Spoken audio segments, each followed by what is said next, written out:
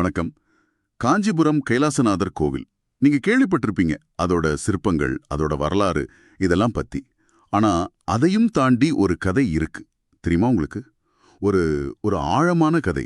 கிட்டத்தட்ட 1300 வருஷமா 3 வெவ்வேறு மனிதர்களை 3 வெவ்வேறு காலகட்டங்களை இணைக்கிற ஒரு கதை.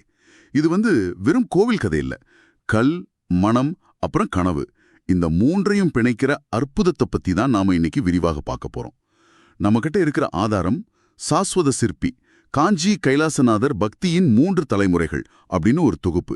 இதோட நோக்கம் என்னன்னா, இந்த 3 அடுக்கு பக்தி கதையை ஆராய்ந்து அதோட உள்ள அர்த்தத்தை புரிஞ்சுக்கிறது தான். சரி, இது நாம ஆழமா அலசலாமா? நிச்சயமா. இது ஒரு சாதாரண கோவில் வரலாறு கிடையாது சொல்லப்போனா. இது 3 காலகட்டங்கள்ல வெளிப்பட்ட 3 விதமான பக்தியோட ஒரு பரிணாம வளர்ச்சி. ஒரு தெய்வீக நோக்கத்துக்காக காலத்தால பிரிக்கப்பட்டாலும் ஆன்மாவால இணைக்கப்பட்டவங்களோட கதை இது. இது ஒரு முக்கியமான கேள்வியை எழுப்புது. அதாவது, ஒரு மாபெரும் மன்னனோட அதிகாரம், ஒரு ஏழை பக்தனோட தூய எண்ணம், அப்புறம் இந்த காலத்துல வாழ்ற ஒரு சாதாரண மனிதரோட விடாமுயற்சி. இது 3ல இறைவன் பார்வையில எது உயர்ந்தது? இல்ல இது எல்லாமே ஒரே பக்தியோட வெவ்வேறு வடிவங்களா? அருமையான கேள்வி. சரி, அப்போ கதையோட முதல் அடுக்கிலிருந்து ஆரம்பிக்கலாம். பல்லவ மன்னர் 2ஆம் நரசிம்மவர்மன், அதாவது ராஜசிம்மன், சுமார் 1300 வருஷத்துக்கு முன்னாடி காஞ்சியில இந்த பிரம்மாண்டமான கோவிலை உருவாக்குனவர். இதுல ஒரு சுவாரஸ்யமான விஷயம் என்னன்னா, அது வரைக்கும் கருங்கற்கள்ல தான் கோவில்கள் கட்டிட்டு இருந்தாங்க. ஆனா ராஜசிம்மன் முதன்முறையா மணற்கற்களை, சாண்ட்ஸ்டோனை வச்சு இந்த கோவிலை கட்டினாரு. ஆமா, அதனாலதான் அந்த சிற்பங்கள் அவ்வளவு நுணுக்கமா ஜீவனோட இருக்கு. கரெக்ட். இது பல்லவ சிற்ப கலைக்கே ஒரு மைல்கல். இவ்வளவு பெரிய ஒரு கலை படைப்பை உருவாக்குன அந்த மன்னன் அதோட கும்பாபிஷேகத்தை, அதாவது அந்த புனிதமான நிறைவு விழாவை நடத்தவிருந்தப்போ அது திடீர்னு தள்ளி போயிடுச்சு. ஒரு மாபெரும் மன்னனால கட்டப்பட்ட கோவிலோட கும்பாபிஷேகம் ஏன் நிக்கணும்? அங்கதான் இந்த கதையோட முதல் மர்மமே ஆரம்பிக்குது. ஒரு மன்னனோட அதிகாரம், செல்வம், படைபலம் எல்லாம் இருந்தும் ஒரு தெய்வீக நிகழ்வு முழுமை அடையற அந்த முழுமை அடையாத நிலை, அதுதான் ஒரு பெரிய கதைக்கு தொடக்க புள்ளி. இது வெறும் ஒரு பௌதிக கட்டிடம் மட்டும் இறுதி கட்டம் இல்ல அப்படிங்கறத நமக்கு உணர்த்துது. தெய்வீக சித்தம் வேற ஒன்னா இருந்திருக்கு. ஒரு மன்னனோட கனவு பாதியில நின்ன அந்த வெற்றிடம் அது அடுத்த கட்டத்துக்கு ஒரு வாசலை திறந்து வைக்குது. ஒரு நிமிஷம். இது கேட்கறதுக்கு ஆன்மீக ரீதியா சரிதான். ஆனா நடைமுறையில யோசிச்சா, ஒரு மாபெரும் மன்னனோட இவ்ளோ பெரிய திட்டம் பாதியில நிக்கிறது, அது ஒரு அரசியல் பின்னடைவு இல்லையா? மக்கள் இதை எப்படி பார்த்திருப்பாங்க? மன்னன் கட்டின கோவிலுக்கு கடவுள் அருள் இல்ல அப்படின்னு பேச மாட்டாங்களா? ஆதாரம் ராஜசிம்மனோட எதிர்வினையை பத்தி ஏதாவது சொல்லுதா? மிக முக்கியமான கேள்வி. ஆதாரம் நேரடியா அரசியல் விளைவுகளை பத்தி பேசல. ஆனா ராஜசிம்மன் இறைவனோட கட்டளைய மீறாம ஏத்துக்கிட்டதா குறிப்பிடுது. இது அவனோட அதிகாரத்தை விட அவனோட பக்தி தான் பெருசுங்கிறத காட்டுது. அவன் ஒரு கலைஞன், தன் படைப்பு முழுமை அடையணும்னு தான் நினைப்பான். ஆனா இறைவனே தள்ளி வைக்க சொல்லும்போது அதை ஏத்துக்கிறது தான் உண்மையான பக்தி. அந்த பணிவு தான் பல 100 வருஷங்களுக்கு பிறகு இந்த கதை நிறைவடைய ஒரு காரணமா அமையுது. அந்த நிறைவு பெறாத காரியம் ஒரு காவியத்தோட முதல் அத்தியாயமா மாறிடுச்சு. சரி, அந்த வாசலுக்குள்ள நுழைஞ்சவர் யாரு? இப்ப நாம 2வது அடுக்குக்கு வருவோம். மன்னருக்கு முற்றிலும் நேர்மாறான ஒரு பாத்திரம், திருநின்றவூரைச் சேர்ந்த பூசலார் நாயனார். அவர்கிட்ட ராஜசிம்மனை போல செல்வமோ அதிகாரமோ எதுவும் இல்ல. ஆனா இதயம் முழுசும் அசைக்க முடியாத பக்தி இருந்துச்சு.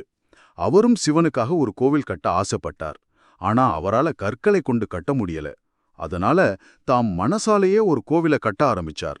இதுதான் மானச பூஜை, இல்லனா மன வழிபாட்டோட உச்சகட்டம்னு சொல்லலாம். அவர் ஒவ்வொரு நாளும் தம் மனசுல கோவிலுக்கான இடத்தை தேர்ந்தெடுத்து அடிக்கல் நாட்டி ஒவ்வொரு தூணையும் கோபுரத்தையும் கருவறையையும் தான் சிந்தனையாலேயே செதுக்குனார்.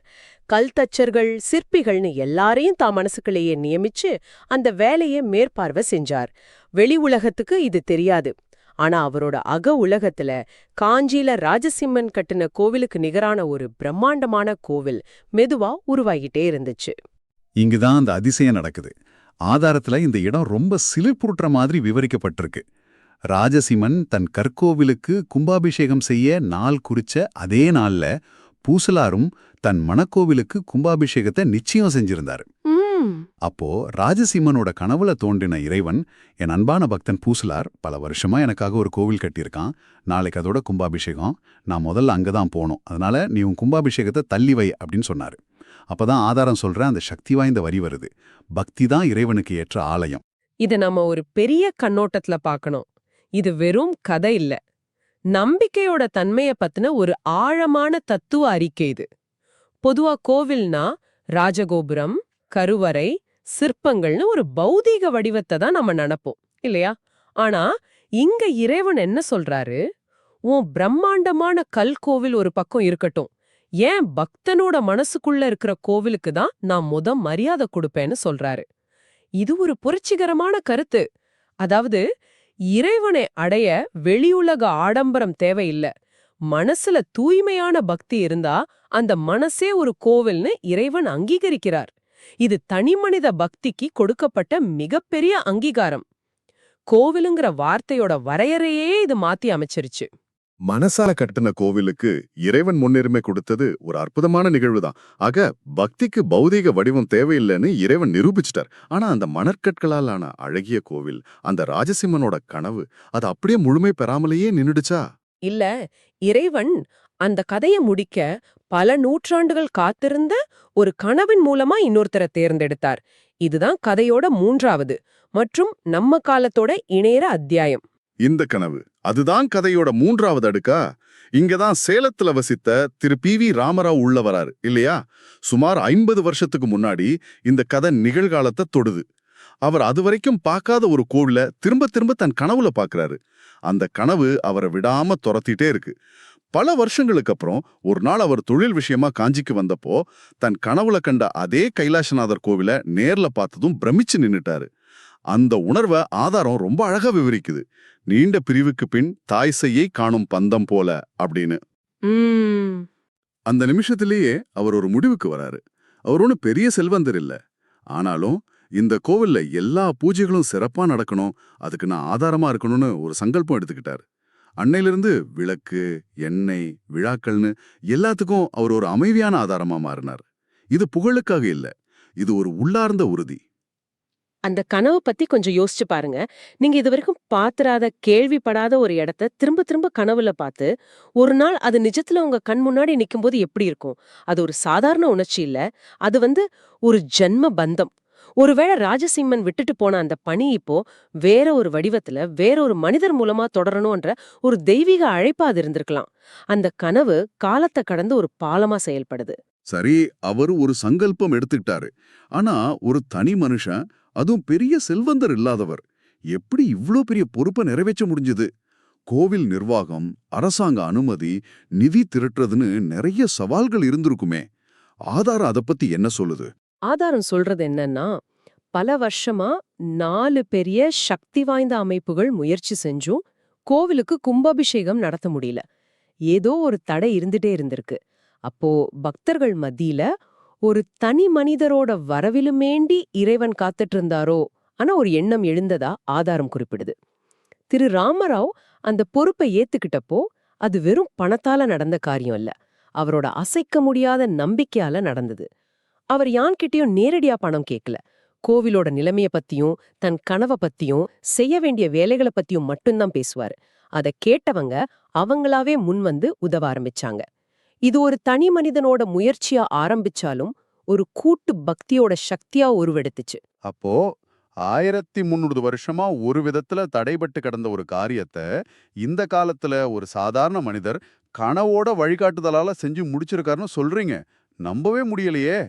கடைசியா திரு ராமராவ் முன்னு நின்னு 2017 அப்புறம் 2023ல 2 கும்பாபிஷேகங்களை வெற்றிகரமா நடத்தினார். ஆனா அவரோட பணிவு தான் இங்க ரொம்ப முக்கியமானது. அவ்வளோ பெரிய காரியத்தை செஞ்சும் அவர் தன்னை முன்னிறுத்திக்கவே இல்ல. ஆம், இதுதான் இந்த கதையோட உச்சகட்டம். அவர் என்ன செஞ்சாரு தெரியுமா? கோவில்ல தினமும் இறைவனுக்கு தீபாராதனை காட்டுற குருக்களையே தலைமை ஏற்க செஞ்சாரு. அவங்கள முன்னிறுத்தி அவங்க கைகளாலே கும்பாபிஷேகம் நடக்க வழி செஞ்சாரு. ஆதாரம் இத அழகா சொல்லுது. அதிகாரம் எடுக்கவில்லை, ஆன்மீக மரியாதை கொடுத்தார். இது அவரோட பக்தியோட ஆழத்தை காட்டுது. இந்த செயலை நம்ம மத்த 2 அடுக்குகளோட ஒப்பிட்டு பார்க்கணும். ராஜசிம்மன் ஒரு மன்னனா அதிகாரத்தோட கோவில கட்டினா, பூசலார் தூய பக்தியோட மனசுல கட்டினார். ராமராவ் சேவையோடும் பணிவோடும் அதை பூர்த்தி செய்கிறார். கரெக்ட். ஒரு புரவலரா இல்லாம இறைவனோட சித்தத்தை நிறைவேற்ற ஒரு கருவியா மட்டும்தான் அவர் செயல்பட்டாரு. குருக்களுக்கு அவர் கொடுத்த மரியாதை, இந்த செயலுக்கு நான் சொந்தக்காரன் இல்ல, இதை செய்யற பாக்கியம் மட்டும்தான் எனக்கு கிடைச்சது அப்படின்னத உணர்த்துது. சரியா சொன்னீங்க.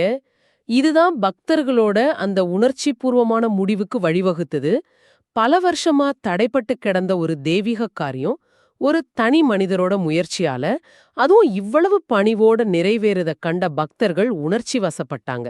அவங்க சொன்ன வார்த்தைகள், இவர் ராஜசிம்மனின் மறுபிறப்பே, இது வெறும் வாய் வார்த்தை இல்ல, நூற்றாண்டுகளுக்கு முன்னாடி ஒரு மன்னன் தொடங்குனத இவரே பூர்த்தி செஞ்சிருக்காரு அன்ன ஒரு ஆழமான நம்பிக்கையோட வெளிப்பாடு. அந்த நெகிழ்ச்சியான தருணத்தை நினைச்சு பாருங்க. இந்த வார்த்தைகளை கேட்ட காஞ்சி சங்கராச்சாரியரும் இதை ஆமோதிச்சு ஆசீர்வாதம் வழங்கினாரு. இது வெறும் பாராட்டு இல்ல, பக்திக்கு கிடைச்ச அங்கீகாரம், காலத்தை கடந்து வந்த ஒரு ஆன்மாவுக்கு கிடைச்ச அடையாளம். ராஜசிம்மனால தொடங்கப்பட்ட அந்த வட்டம் ராமராவோட செயல்களால பூர்த்தியாகுது. சரி, இதையெல்லாம் தொகுத்து பார்த்தா இதோட அர்த்தம் என்ன? நாம பார்த்த மாதிரி இது ஒரே கதை இல்ல, ஒன்றுக்குள்ள ஒன்னு பிணைக்கப்பட்ட 3 கதைகள். ராஜசிம்மன் கல்லால ஒரு கோயில கட்டினாரு, அது ஒரு கலைப்படைப்பு. பூசலார் தன் தூய மனசால ஒரு கோயில கட்டினாரு, அது பக்திக்கு ஒரு இலாக்கணம். ஆமா, ஆதாரத்தோட மையச் செய்தியே இது உறுதிப்படுத்துது. அதுல வர்ற ஒரு வரி, காலம் மாறலாம், பிறவி மாறலாம், ஆனால் இறைவன் ஒரு முயற்சியும் மறப்பதில்லை என்பதுதான். ராஜசிம்மனோட முயற்சி வீண் போகல, பூசலாரோட பக்திக்கு அங்கீகாரம் கிடைச்சது. இது ரெண்டும் சேர்ந்து பல நூற்றாண்டுகளுக்கு பிறகு ராமராவ் மூலமா ஒரு முழுமைய கண்டுச்சு. முடிக்கப்படாத பணிகள் அதோட நிறைவை காணுவனோதையும், பக்தி உண்மையா இருந்தா தாமதமானாலும் அருள் நிச்சயமா சேரும் அன்னோதையும் இந்த கதை ரொம்ப அழுத்தமா நமக்கு காட்டுது. நிறைவா உங்களுக்காக ஒரு சிந்தனை. இந்த ஆதாரக் குறிப்பு இந்த கதையை கண்ணீரில் நனைந்த ஒரு ஆன்மீக சாட்சி அப்படின்னு சொல்லுது. இது நம்மளோட பங்களிப்புகளை பத்தியும் சிந்திக்க தூண்டுது இல்லையா? நம்மளோட செயல்கள் ஒரு கற்கோவில கட்டுற மாதிரி பிரம்மாண்டமா இருக்க வேண்டியதில்ல. ஒரு உண்மையான எண்ணம், யாரும் அறியாம அமைதியா செய்யப்படுற தொடர்ச்சியான சேவை, அல்லது ரொம்ப காலமா மறக்கப்பட்ட ஒரு கனவை நிறைவேற்றுறது கூட ஒரு வகையில கோயில் கட்டுற மாதிரி தானே. இந்த 3 பேர்ல உங்க பக்தி யாருடைய பக்தியோட ஒத்து போகுதுன்னு யோசிச்சு பாருங்க. ஒருவேளை உங்களை சுத்தி முடிக்கப்படாம காத்திருக்கிற ஏதோ ஒரு கதையோட அடுத்த அத்தியாயமா நீங்க இருக்கலாம். அதை பத்தி சிந்திச்சு பாருங்க.